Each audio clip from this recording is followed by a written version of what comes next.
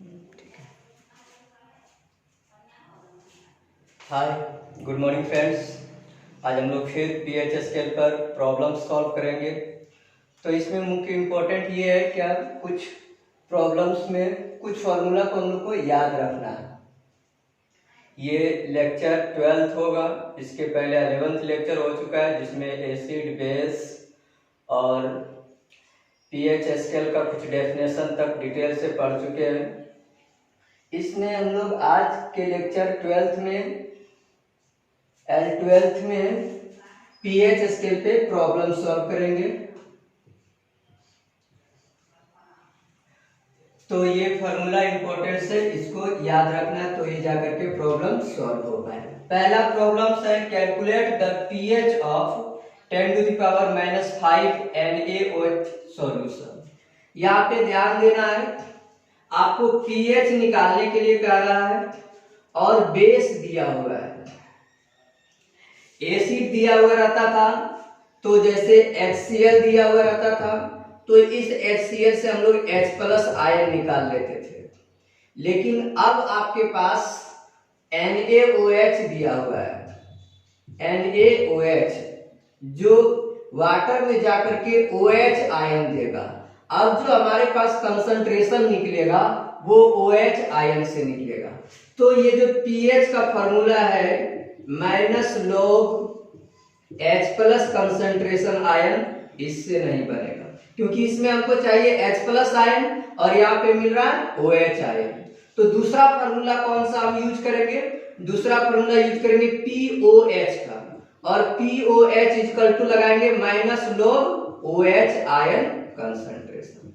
तो अब हमको सबसे पहले क्या जरूरी हो गया? OH ion concentration. OH ion concentration कैसे निकालेंगे? तो पिछले क्लास में भी हम लोग एसिड में देखे थे, उसी तरह से यहाँ पे बेस में देखेंगे। तो क्या दिया हुआ है? 10⁻⁻5 मोलर सॉल्यूशन। तो अब यहाँ पे NaOH का एक रिएक्शन लिखिए। रिएक्शन में क्या टूटेगा? Na+OH- में टूटेगा। NaOH का कंसंट्रेशन कितना दिया हुआ है? 10⁻⁻5 मोलर। तो हम क्या बताए थे? जिस तरह से HCl में बताए थे कि HCl टूटता है H+ और Cl- में, जितना कंसंट्रेशन यहाँ पे दिया हुआ रहता है उतना ही कंसंट्रेशन दोनों का हो जाता है। और अगर यहाँ पर कुछ मल्टीपल है तो यहाँ इसमें हम लोग मल्टीप्लाई कर देते हैं। ये डिटेल से पढ़ना रहता है 11th-12th में, केमिकल इक्विलिब्रियम एक चैप्टर है वहां पे। तो यहाँ पे हम लोग क्या देख रहे हैं? 10⁻⁻5 मोलर कंसंट्रेशन NaOH दिया हुआ है। जो जब टूटेगा Na+OH में तो वो बनेगा कितना? 10⁻⁻5 मोलर Na और 10⁻⁻5 मोलर OH कंसंट्रेशन बनेगा। तो हमको यहां से क्या पता चल गया? OH आयन का कंसंट्रेशन पता चल गया 10⁻⁻5। अब यहाँ पे हम लोग फॉर्मूला में पुट कर देंगे -log 10⁻⁻5। अब क्या हो जाएगा? इसको स्क्वायर में रखने की जरूरत नहीं है। 10⁻⁻5 आगे आएगा तो यहाँ पे क्या हो जाएगा? माइनस इंटू माइनस प्लस 5, यानी log, और क्या हो गया? log 10। log 10 का वैल्यू हम लोग जानते हैं 1, तो 5 इंटू 1 कितना हो गया? 5। यानी हमारे पास अभी जो वैल्यू निकला POH का वो निकला 5। अब दूसरा फॉर्मूला हम क्या जानते हैं? pH और POH इक्वल टू कितना होता है? 14। तो POH हमारे पास है, pH यहां से निकल जाएगा, तो इसके लिए हम लोग क्या फॉर्मूला लगाएंगे? pH plus POH equal to 40। तो POH निकल चुका है हमारे पास, pH प्लस यहाँ पे पुट कर देंगे 5 इक्वल टू 40, यानी pH इक्वल टू कितना? 9। तो इस तरह से हम लोग जब बेस दिया हुआ रहे और बेस में कहे पीएच निकालने के लिए, तो हम लोग यहाँ पे दो फार्मूला का यूज किए, एक POH का और दूसरा ये formula pH plus POH equal to 40। अब हम लोग दूसरा सवाल देखेंगे।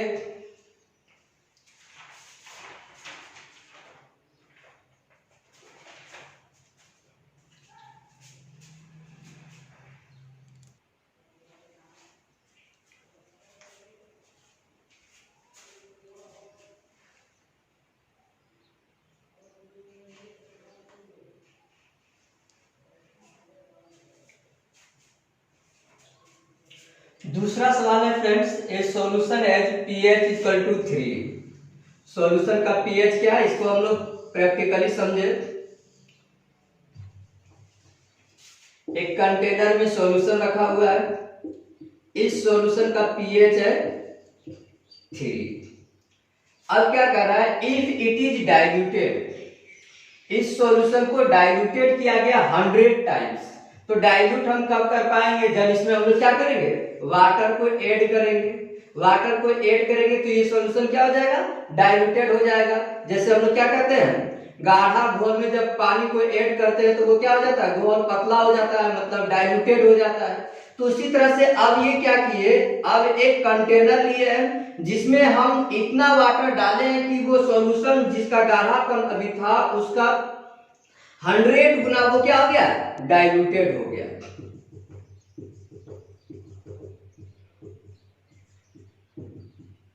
ये सॉल्यूशन जिसको हम लोग क्या किए, वाटर ऐड करके 100 टाइम्स इसको हम लोग डाइल्यूटेड कर दिए।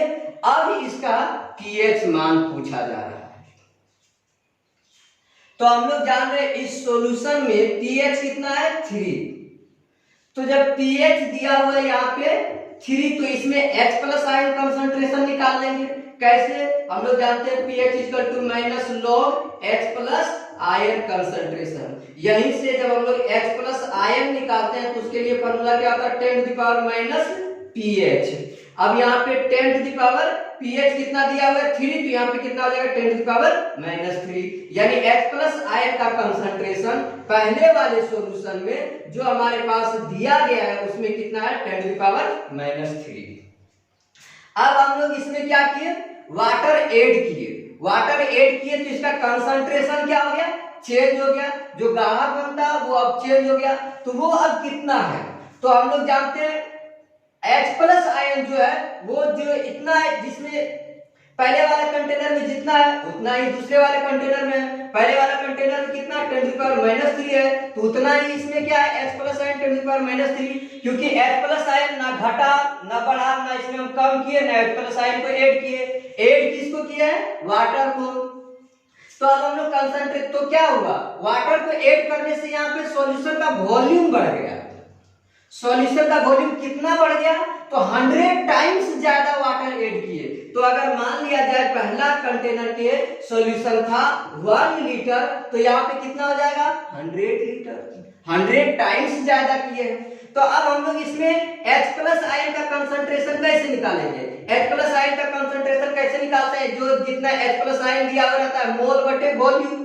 तो मोल H प्लस आयन तो हमको दिया हुआ है 10 to the power minus 3। Volume इसमें कितना ज्यादा बढ़ गया, तो 100 ml हो गया यहाँ पर 100 लीटर, तो यहाँ पर हो गया 100। अब क्या हो जाएगा, 100 को हम लोग लिख सकते हैं 10 टू पावर माइनस 3 बटे यहाँ 10 टू पावर 2। 100 को क्या लिख दिए 10 टू पावर 2, और ये जब 10 टू पावर 2 ऊपर जाएगा तो यहाँ भी हो जाएगा 10 टू पावर माइनस 2, यानी 10 टू पावर माइनस 3, और ये ऊपर आ गया 10 टू पावर माइनस 2। दोनों को ऐड कर दिए तो 10 टू पावर माइनस 5। यानी नेक्स्ट सॉल्यूशन में जो H प्लस आयन का कंसंट्रेशन हमको मिला है वो कितना मिला है, 10 टू पावर माइनस 5। अब यहीं से हम लोग क्या कर सकते हैं, pH निकाल सकते हैं। pH equal to minus log H plus ion concentration. H plus ion concentration हमको मालूम है 10 टू द पावर माइनस 5। तो यहाँ पे क्या आ जाएगा, -5 आगे आएगा, तो माइनस इंटू माइनस कितना प्लस, और log 10 का मान कितना होता है 1, तो यहाँ पे 1 यानी इक्वल टू 5। यानी इस सॉल्यूशन का जो pH हो गया वो अब कितना हो गया, 5 हो गया। एक बात यहाँ पे हम लोग को समझना है, क्या समझना है, pH का वैल्यू बढ़ता है तो एसिडिक स्ट्रेंथ घटता है, एसिडिक स्ट्रेंथ घटता है। pH का वैल्यू बढ़ेगा तो एसिडिक स्ट्रेंथ घटेगा। जैसे हम लोग यहाँ पे अभी pH देख रहे थे, इसका pH कितना था 3, तो ये क्या था, मोर एसिडिक था। अब इसमें इसका pH मान कितना आ गया 5, तो ये इससे क्या हो गया कम एसिडिक हो गया। आप वैसे भी देख रहे हैं ये ज्यादा डाइल्यूटेड है, वाटर इसमें ज्यादा ऐड किया गया है, तो अब इसका एसिडिक पावर क्या हो जाएगा, घट जाएगा।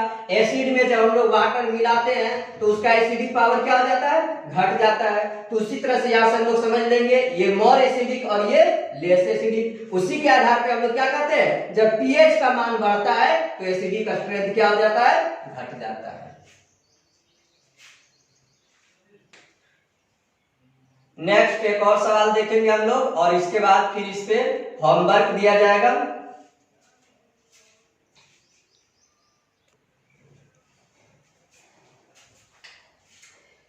नेक्स्ट सवाल है friends, the pH of two solution, दो सॉल्यूशन है हमारे पास ए और बी, दोनों का पीएच वैल्यू दे दिया गया 2 and 4 रिस्पेक्टिवली। पूछ रहा है which one of them is more acidic. अभी हम लोग समझे थे जिसका पीएच वैल्यू क्या होगा, कम होगा, वो उसका एसिडिक स्ट्रेंथ क्या होगा, उसका एसिडिक स्ट्रेंथ मोर होगा। जिसका पीएच वैल्यू कम उसका एसिडिक स्ट्रेंथ ज्यादा, उल्टा समझना है। पीएच वैल्यू 2 है तो यहाँ पे हम लोग समझेंगे एक का पीएच कितना है, 2 है, और एक का पीएच कितना है, 4 है। तो जिसका पीएच वैल्यू कम होता है उसका एसिडिक स्ट्रेंथ क्या होता है, ज्यादा। तो मोर एसिडिक कौन हो जाएगा, ये ए है, ये बी है, ए का पीएच वैल्यू 2, बी का पीएच वैल्यू 4, तो मोर एसिडिक कौन हो गया, ए हो गया। मोर एसिडिक इक्वल टू ए। अब दूसरा क्वेश्चन में क्या कह रहा है, ये पहला नंबर, दूसरा what is the ratio of H plus ion concentration of two solution. दो सॉल्यूशन का H प्लस आयन कंसेंट्रेशन पूछ रहा है। तो यहाँ पे हम लोग देखेंगे पीएच वैल्यू आपके पास क्या दे दिया गया है, पहला का 2 दिया है, तो यहाँ से H प्लस आयन का कंसेंट्रेशन निकाल लेंगे।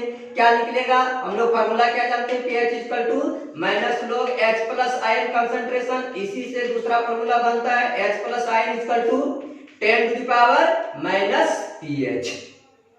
तो यहाँ पर pH वैल्यू दिया हुआ है तो H plus ion equal to 10 to the power minus 2, पहला वाला से निकल गया। अब दूसरा pH क्या दिया हुआ है, pH इक्वल टू दिया हुआ है 4, तो इसका H प्लस आयन कंसंट्रेशन हम लोग चाहे तो डायरेक्ट भी लिख सकते हैं, H plus ion equal to 10 to the power minus 4। अब यहाँ पे दोनों का रेशियो पूछ रहा है, तो पहला का रेशियो क्या है, H प्लस आयन का पहला का रेशियो और दूसरा का रेशियो, यानी ये A ये B, तो A का है 10 टू द पावर माइनस 2 और B है 10 to the power minus 4, cut जाएगा, माइनस 2 माइनस 4 कट जाएगा तो क्या हो जाएगा, यहाँ पे माइनस 2 बचेगा, तो यहाँ पे 1 by 10 to the power minus 2, 10 to the power minus 2 ऊपर जाएगा तो क्या हो जाएगा 100 बाय 1। तो हम लोग क्या कहेंगे, रेशियो जो आया है H प्लस आयन का वो कितना आया है, 100:1 आया है। मतलब जिसका H प्लस आयन जितना ज्यादा रहेगा वो उतना ज्यादा एसिडिक होगा। यहाँ पे एक बात याद रखना है, H प्लस आयन और pH में अगर H प्लस आयन दे दिया है तो जितना ज्यादा H प्लस आयन होगा वो उतना ज्यादा एसिडिक होगा, और अगर pH दे दिया है तो जितना ज्यादा pH होगा उतना कम वो एसिडिक होगा। तो यहाँ पे हम लोग का A का जो आया है H प्लस आयन का मान वो कितना आया है 100, और B का 100 और 1 रेशियो है, तो कहेंगे A जो है B के तुलना में 100 टाइम मोर एसिडिक है। यहाँ से ये H प्लस आयन का रेशियो निकल गया, ये बात भी हम लोग समझ गए। तो ये 3 सवाल था जिसपे हम लोग और सारे सवाल होमवर्क के रूप में दे देते हैं, जिसको बना करके आपको व्हाट्सएप नंबर पर मेरा भेजना है।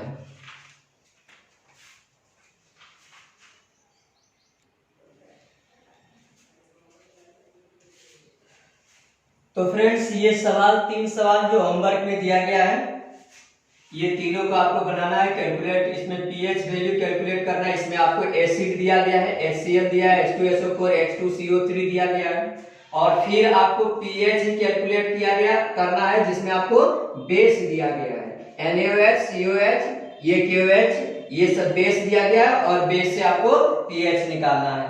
और तीसरा जो आज सवाल बताए हैं उसी टाइप के सवाल है, ये सॉल्यूशन को 1000 टाइम्स डाइल्यूटेड कर दिया गया।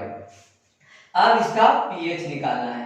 तो ये सवाल बना करके आप मेरे व्हाट्सएप नंबर 7667497130 पर भेजें।